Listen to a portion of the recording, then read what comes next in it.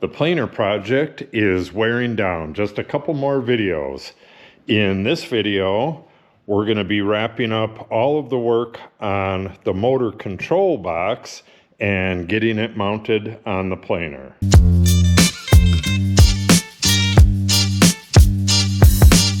First thing I got to do is get this off and get this off.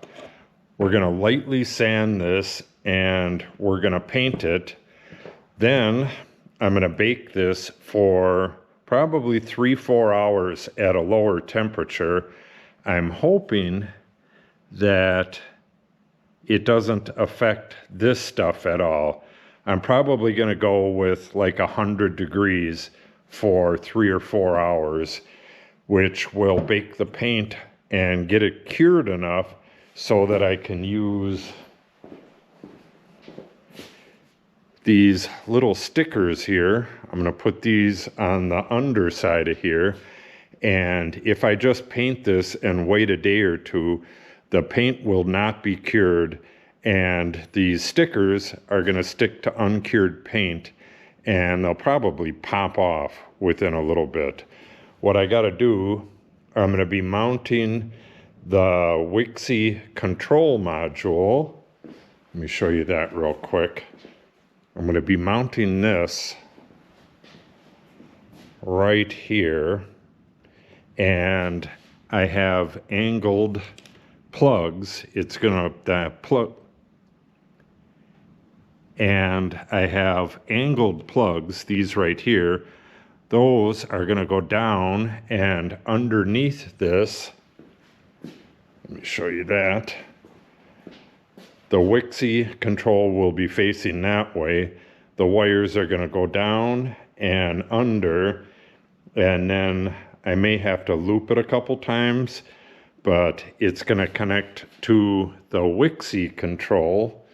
Where is that? That will be right here, but this control module will be up towards the top up here. I'll be showing you all of that in tomorrow's video, but for today, I just got to get this sanded on the outside. I just got to get this sanded on the outside, get it primed, get a couple coats of paint on it, and then tomorrow at about this time, I'll put it in the oven and let this bake for, like I said, 4, maybe 5 hours, and then I'll shut the oven off and let it cool on its own. And when it's back down to room temperature, everything should be much harder than letting it air dry at 65 degrees. All right, let's get going with this. Yeah, we have rubber there and this plastic here. We got wires. So I do not want to go more than, I could probably just go 100 degrees and go for maybe 5 hours or so. And that should get everything nice and hard so that my stickers will stick and it's not going to get all scratched up when I do the mounting of other stuff. Here, let me get this switch off and we'll sand this to, probably 220, somewhere in that range. I got to drill it first. Let's get that drilled and make sure that the switch is going to fit nicely. Then we can do all that sanding and stuff. I started sanding without recording, but I also forgot something, and here it is. I need to get this gland nut. I'm thinking I'll put it right there. Let's see how that looks. This is going to go to the temperature probe, and this goes right like that. Nope. We'll put it on the other side. So I'm going to want to put it over here somewhere, I don't want it too close to where the wire comes out, but I don't want it too far away because it'll kind of be protected by this big fat wire that's coming out of here. All right, right about there is where it needs to be. Let's get a hole drilled for that, and then we can continue sanding. I went with 220, which should be perfect.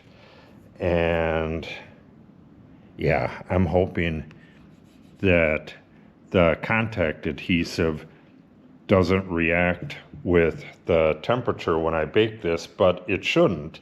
If you figure your body temperature is 97 degrees, 110, it gets 110 in a whole lot of places in America, so that really shouldn't mess with it at all. All right, let's figure out our hole size and get to drilling.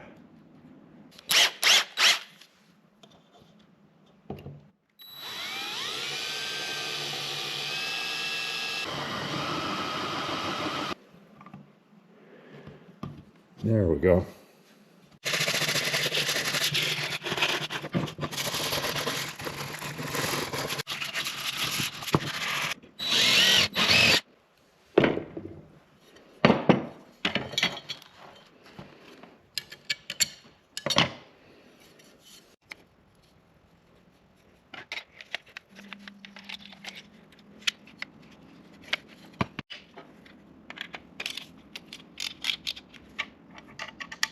Just barely makes it. I'll probably just get a couple new screws if I don't have the right size.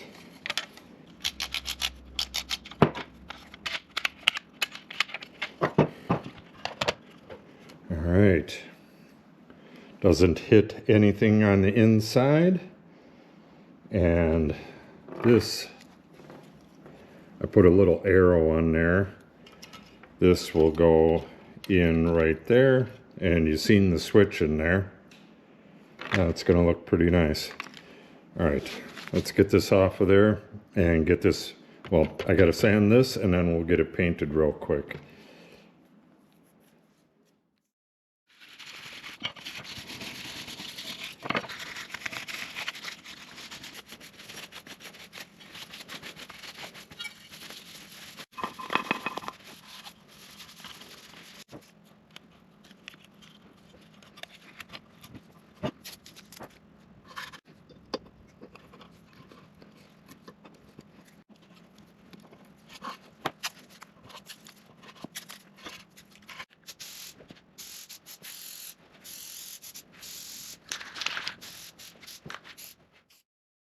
Okay, it's the next morning, and for all intents and purposes, these are dry. Got little stuff sticking into them. We'll get that out after these get baked. I'm going to wait until the end of the workday and then put these in the oven. I'm going to go 110 for about 4 hours, maybe 5 hours, and then shut the oven off, and I'll let them sit overnight. And then the next day, which is tomorrow, I'll wrap up this video. Today, I'm going to be doing that Wixie video, so that one will probably actually come out before this one, so you may have already seen that one. All right, let me show you my setup here. Our oven would not go down low enough for what I wanted to do, so I just set this barrel on its side and put some non-flammable stuff in there to support my box, and we have 110.5, which is perfect, and it's been at this for, oh, what would it be? Probably 14 hours. So that stuff dried for 1 day, and then it's been at 110 for over a half a day. So I'm going to let that cool off naturally, and we'll pull it out of there and get back to work. Okay, while that's cooling down, we'll take this apart. We need to get ends put on here.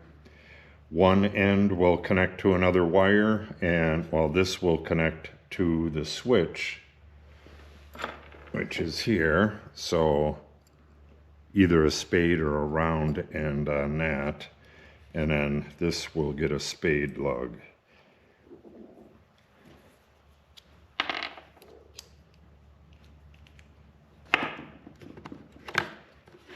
I have a hard time, well, not really a hard time, generally goes pretty well, but I have difficulty stripping such tiny wires. I usually just heat them up, either melt off the insulation or you just heat it up and see if these are round or if they're spade. Ah, good. These were on there very tight. And just remember that the red was on the side of the plug.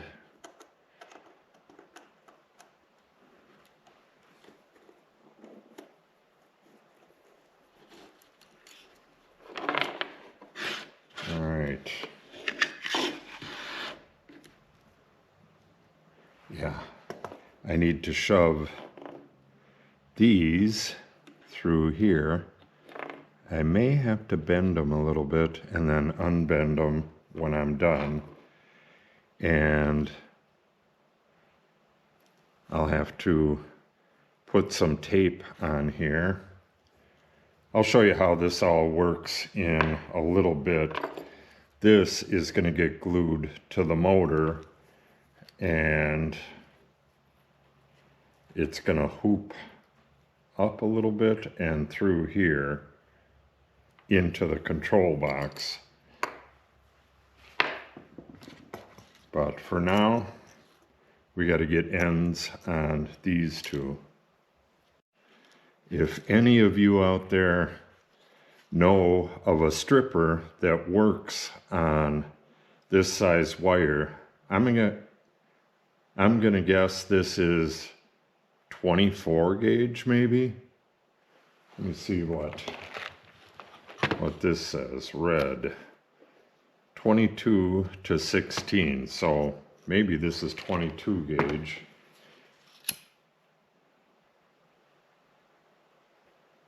Just warm that up and pull it off. It does a real nice job. It doesn't damage the wire at all. So maybe I'll just continue to do it this way, but it would be kind of nice to have a stripper for this. Okay. This is a really great crimper. Locks in place, unlocks just like that.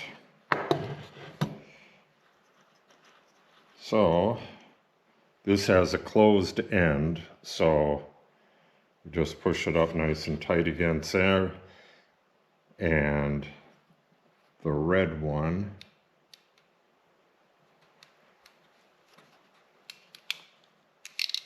is the correct crimp. Nice and tight. I'll heat shrink these both once I have this one done.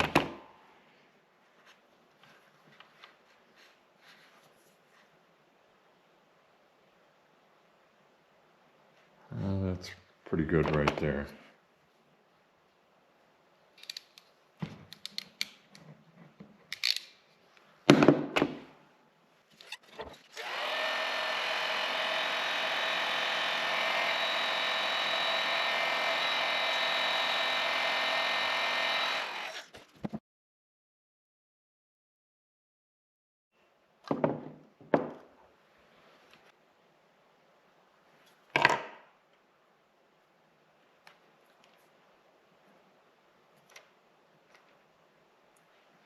Yeah, that is some dainty wire.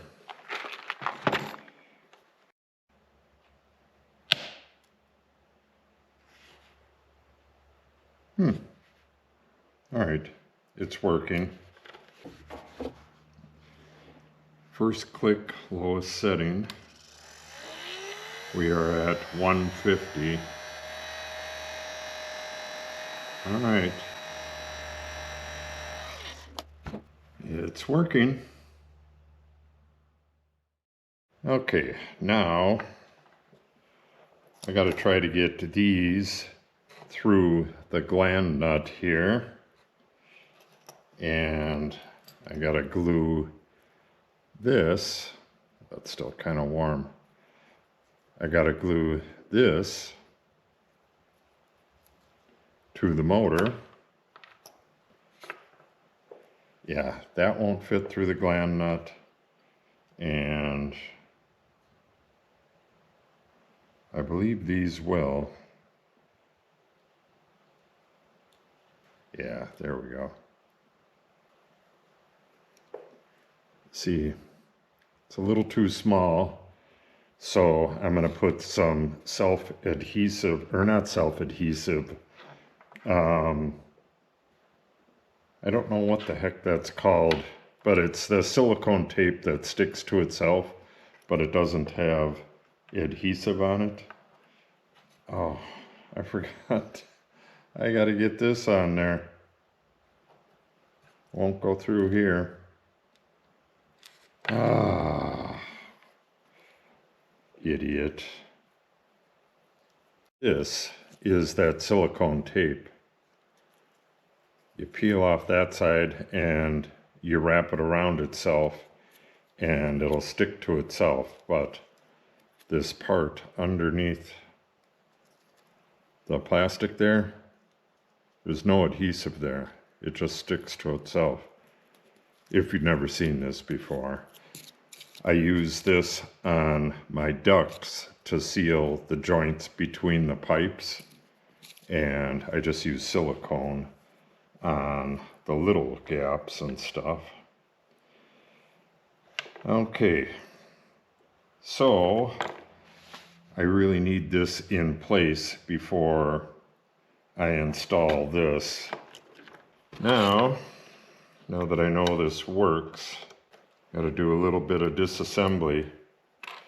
Yeah, that Rust-Oleum paint, the stuff with that adjustable nozzle, I really don't like that. It would be nice if it worked, but it sends out a lot of splatters and kind of messes up your finish.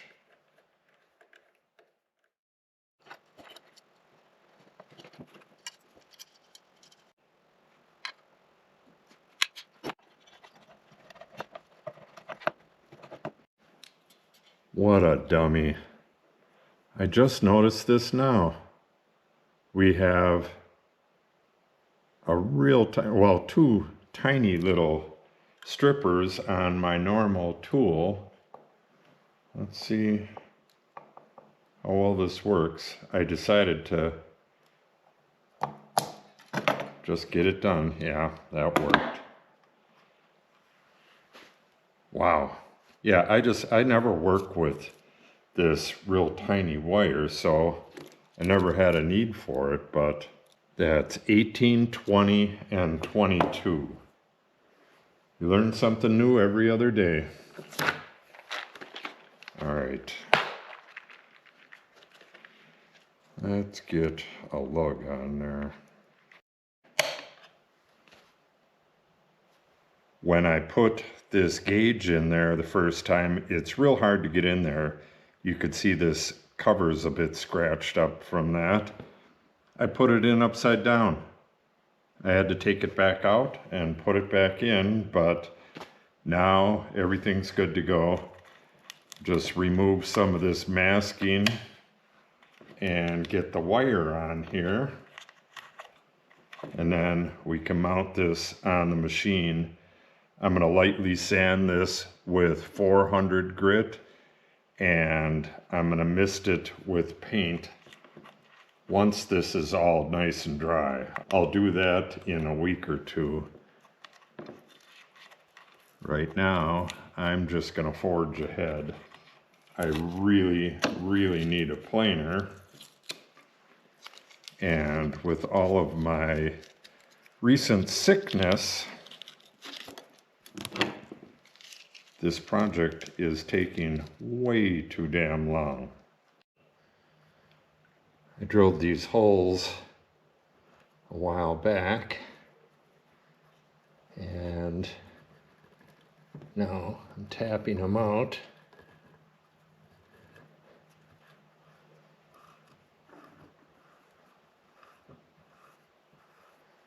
Just used a little bit of tap magic.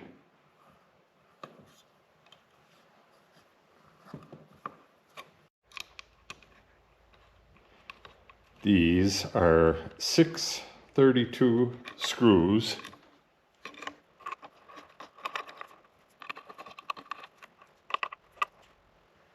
All right.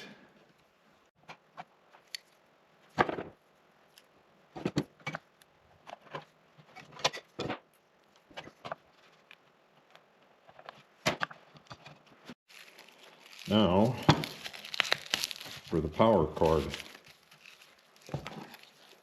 We're getting there. This stuff has like talc or something in it. Interesting. I've never seen that before.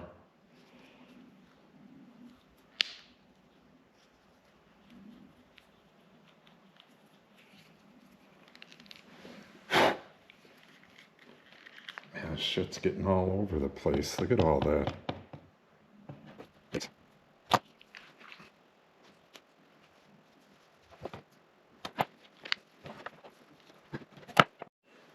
I don't know if you could see this or not, but there's talcum powder everywhere. Holy moly. What a mess. Yeah, I'm sure this is made in China.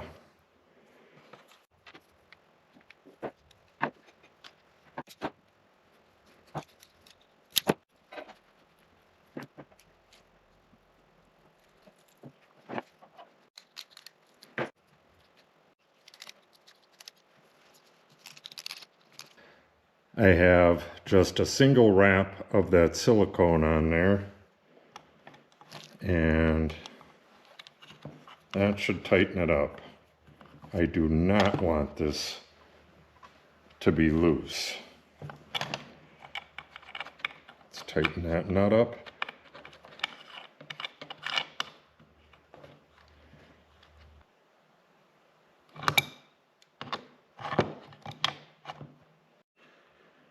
Okay, nice and secure.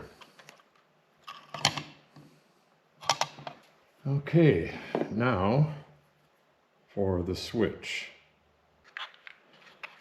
I only have 2 of these left. That kind of sucks. I don't want to buy a whole nother pack of this. Hopefully I can get these singly.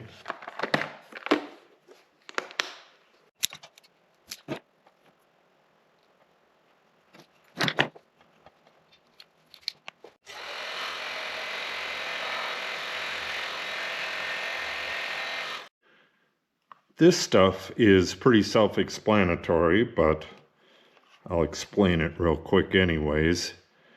Both of these are positive, and it should say somewhere on here line and load, or in this case just load. And load is this side. The load would be the motor, and this side would be the line, which is the power coming in. Now, I got a couple things to do with the ground, but I need to install this onto the machine, and we'll do that stuff there.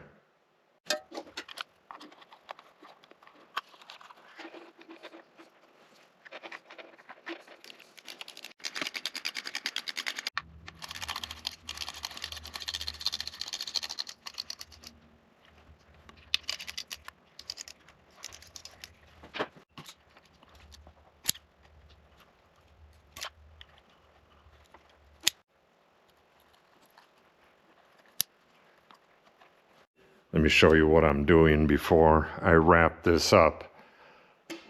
This right here, that upper one, is the original ground. It goes right to the motor here. I added a ground to the box here because it used to have a plastic box. Now it has a metal box. And I have a rubber vibration isolation thing in the back there. So the box probably would not be grounded if I didn't do that. Now, I just got to take a Wago with 3 openings. It has to be for 10 gauge because this wire coming in is 10 gauge. And the only reason I did that is so it would fit in here. This could have been 12 gauge. It actually could have been 14 gauge, but the bigger the better.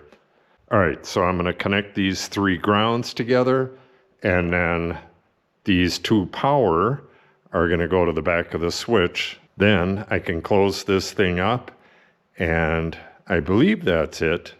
I'll have to look at my to-do list. All right. Everything is wired up. Got all the grounds back there. Capacitor right here, 12 volt for the temperature gauge. And the temperature gauge is not hooked up yet. I have to grind a little spot on the motor and put it right there, and then glue that lug onto it. But this will be it for tonight. I'll show that though. All right, let me get this closed up and then we'll see how it looks. Okay, it's all assembled, and with the head all the way up like this, let me see what this looks like.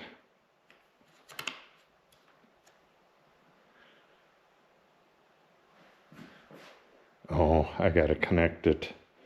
Let's connect it real quick.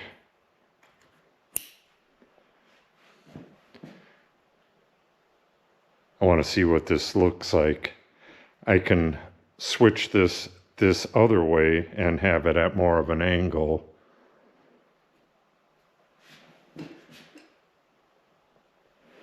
But I'm almost never going to have it up this high. For the most part, it's going to be down at, yeah, that's still at an angle. We're getting close.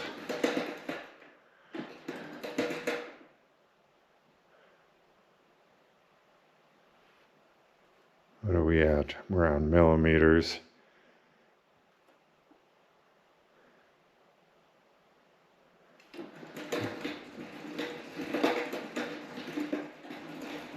This is not calibrated yet. Okay, that's about where it's gonna, we got -5.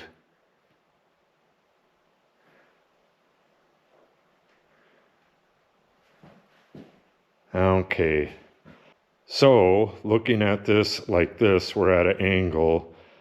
I'm gonna turn this around and aim it towards me. All right, that's it. Probably right about there. And then this cord is going to go down and connect to those clips that I put on there. Come around here, and then any excess, I believe I explained this in the Wixie video, any excess I'm just going to loop right here and zip tie it to this arm there. Yeah, that is really nice. Beautiful. Okay, that's going to wrap it up for today. We'll finish up tomorrow morning. Just a couple little things to do. Just now, I mixed up some JB Weld and I glued this lug onto the motor. Tomorrow, we'll cap the hole on there, get this repainted, and thicken up this wire a little bit so that it fits in this gland nut and get it to the right length. That's going to be connected to the lug like that. And I need to look online and see how to switch this over from Celsius to Fahrenheit. Oh, and also we have 814 subscribers, 186 to go. Those are pretty good numbers. Hopefully we can get to like 820, 825 by the end of the week. That would be awesome. So if you're not subscribed yet, please subscribe and help me get those numbers up. Okay, that's going to do it for today. I will be back in the morning and we'll wrap this up. Okay, it's the next day. So this has had, maybe 20 hours to dry. The JB Weld takes a long time to dry, but it's really, really strong once it does dry. Now, this has to be painted, and I don't want to get paint on everything else. So I came up with this. We're just going to move this cord and place that about like that. I can get everything I need to. I'll just mist that. I'll plug up this hole. We'll get some flat black paint on there, and then that is going to wrap up this video. I got a few things to say after that, so stick around. All right, just a light misting.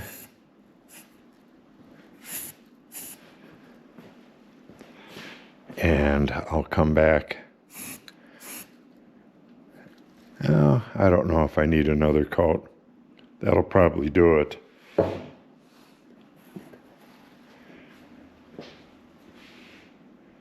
Got a little bit over here to do.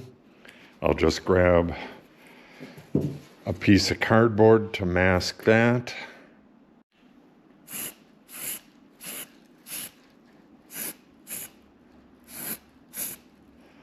Just a little bit of scuffing from sanding the top of this. This is going to dry flat. This is flat paint. And that should wrap it up for the motor control video. I'll be hooking up the wire and all that when this stuff is dry. I think, well, let me show you this. Going way back to my punch list, I got install machine drops, install gates. We're going to be doing that next. And then reuse feed tables. These are the in and out feed tables. They're in pretty bad condition. These were used in a production shop for, I don't know, it was quite a few years, and they got beat to heck, and then they sat out in an unconditioned building and got all rusty like that. But where is that? Finished drop wiring, we're going to be doing that. Reuse tables, reassemble and test. That's what I was trying to get at. So these are the next 3 videos. We got to get the ductwork done first. The planer is going to go right so that it goes out the door if I need it. And I believe that's located right about here, but I have the location of it written down on that sheet of paper over there. And a little bit later today, I'm going to move the planer over here. Then I got to figure out exactly where that duct goes, because I got to come out and then down to it. And then we have the port right here. But I need to go from my ductwork and curl down to the port. And that has to work with it all the way up or all the way down. So I'll probably have to stop the ductwork yay high and then have a nice gentle bend of flex hose coming down to the port. So I'll be figuring all that out in that video. Then once we have the electricity in, we're going to get everything plugged in and we're going to adjust everything left that needs adjusting. The in and out feed tables, the Wixie. With the ability to run wood through it, we can get the Wixie readout set to its exact settings, and we should be done at that point. As soon as I wrap up this video, I'm going to sand this a little bit and touch up these scratches that I put in here. That's not a big deal, but this stuff takes a while to dry.